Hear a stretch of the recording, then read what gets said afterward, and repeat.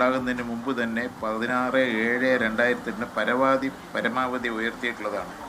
ഇതിൽ ഒരു ഷട്ടറിൻ്റെ chain hook ഒഴിഞ്ഞുപോയത് കാരണം ഷട്ടർ താഴുകയും 15/8/2018 യന്ത്രസഹായത്താൽ പ്രസ്തുത ഷട്ടർ പരമാവധി ഉയർത്തുകയും ചെയ്തു. ഒരു ഘട്ടത്തിലും ഷട്ടറുടെ നിരപ്പിൻ്റെ മുകളിൽ ജലം ഉയർന്നിട്ടില്ല. അപ്പോൾ എങ്ങനെയാണ് വെള്ളം അടച്ചു പോരുന്നത്? അന്ന് തൊട്ടേ വെള്ളം തുറന്നിട്ടുണ്ട്.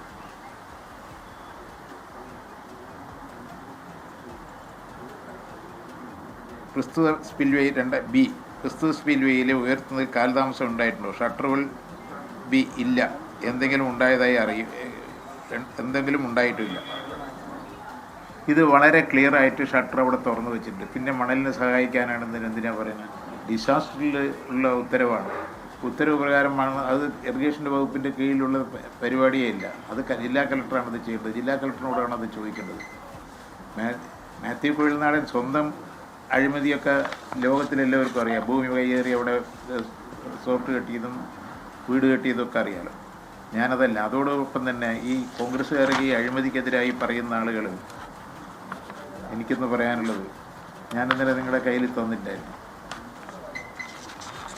തത്തമംഗലം സർവീസ് കോപ്പറേറ്റീവ് ബാങ്കിൻ്റെ തത്തമംഗലം ബാങ്കിലെ SBAC നമ്പർ 3636 നിക്ഷേപകർ S. Sumesh, son of Achuthan, Chalakkulam തനിക്ക് ലഭിച്ച പാലക്കാട് ICC ബാങ്കിൻ്റെ 3,20,000 രൂപയുള്ള ചെക്ക് ഡിസ്കൗണ്ട് ചെയ്ത് 9/10/2007 1,50,000 രൂപയും 10/1/2007 1,50,000 രൂപയും ചേർത്ത് 3 ലക്ഷം രൂപ കൈപ്പറ്റി. ഈ ചെക്ക് 19/1/2007 ബാങ്കിൽ പ്രസൻറ്റ് ചെയ്തെങ്കിലും തുകയില്ലാത്തതിനാൽ ചെക്ക് മുടങ്ങി. സുമേഷിന് വേണ്ടി ചെക്ക് നൽകിയ ഇപ്രകാരം 3 ലക്ഷം രൂപ ബാങ്കിൽ നിന്നും അപഹരിച്ചു. ഇത് ഒഫീഷ്യൽ റെക്കോർഡാണ്, എൻ്റെ റെക്കോർഡല്ല. Bank vice president N. Basheer, ആയർ നൂർ മുഹമ്മദ്, മേട്ടുവളവ്, തത്തമംഗലം തനിക്ക് ലഭിച്ച HDFC ബാങ്ക് ശാഖയുടെ 24/1/2007 34,753 നമ്പർ 6 ലക്ഷം രൂപയുടെ ചെക്ക് 24/1/2007 തന്നെ 5 ലക്ഷം രൂപ ഡിസ്കൗണ്ട് ചെയ്ത് വാങ്ങി.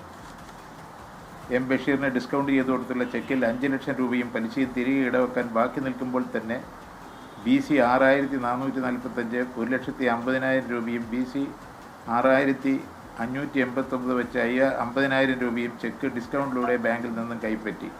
ആകെ 7 ലക്ഷം രൂപ അപഹരിച്ചു എന്നാണതിൽ.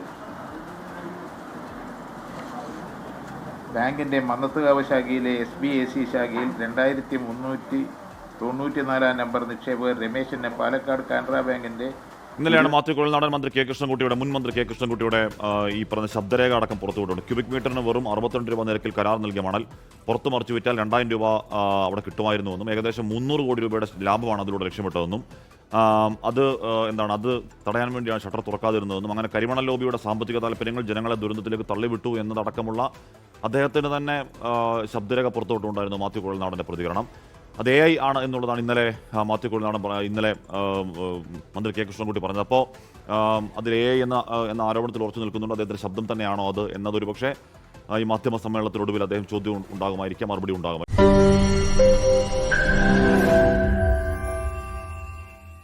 ലോകത്തെവിടെയായാലും ഏത് സമയത്തും 24 വാർത്തകളും ഓഗ്മെന്റഡ് റിയാലിറ്റി പാക്കേജുകളും എക്സ്പ്ലെയിനറുകളും വിശദമായി കാണാൻ ഞങ്ങളുടെ YouTube ചാനൽ നിങ്ങൾക്ക് സബ്സ്ക്രൈബ് ചെയ്യാം.